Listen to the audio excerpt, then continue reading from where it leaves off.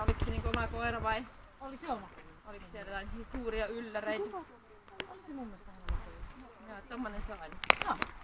No, hiilalaalla lippuun. Ihan mukavastihan se pelasi täällä joka paikassa, ei se ollut mitään vaikeuksia oikeastaan niinku missään.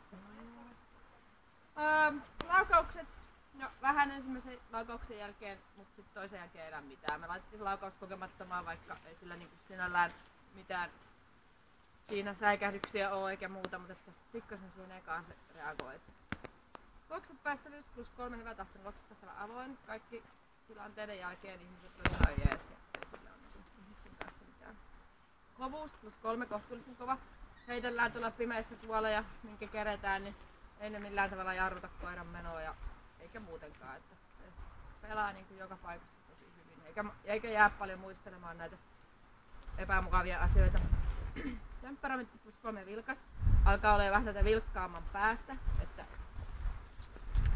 vilkkaan sieltä yläosasta. Että näkee kaikki hyvin, reagoi kaikkeen järkevästi ja oikea-aikaisesti. Se on tosi kiva, että aluksi mitä ei tapahdu, se vaan on. Sitten kun alkaa tapahtua, niin ikään kuin painettaisiin on-nappia.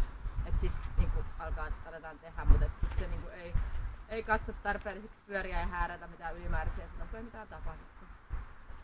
Siitä huolimatta hermot on vaan +1 hieman rauhaton. Toi seinässä piippaaminen on sitten se, mihin sillä mahdollisesti ne kakkosen hermot karahtaa. Et kyllä se tässä kuormittuu, kun testi etenee, mutta ei mitenkään pahasti. Se palautuu kaikesta ihan niin kuin näin nopeasti ja niin kuin silleen hyvä. Et ne on siinä hieman rauhattavaa siellä ihan yläpäässä, lähentelee sitä tasapainosta. Taisteluhalu, no se on +3 suuri. Se tykkää, nauttii tosta meidän keppileikistä. Sen lisäksi se taistelee täällä joka paikassa muuallakin, kelkalla, hyökkäyksissä, haalarilla tai tuossa sateenvarjolla ja joka paikassa. Hyvin ottaa tynnyrin vastaan, tuu täältä vaan, täältä pesee.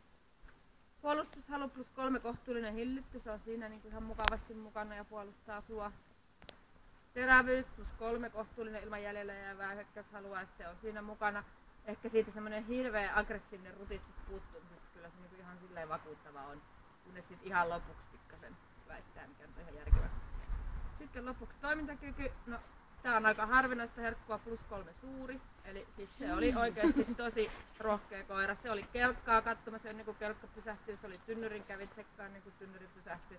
Se niin kuin meni joka paikkaan. Okei, se menee paljon sillä taisteluhalulla ja vilkkaudellakin, mutta se on ihan oikeasti niin kuin rohkea koira. Että se on tomerasti, niin kuin, ei niin kuin väistä eikä anna täällä missään periksi.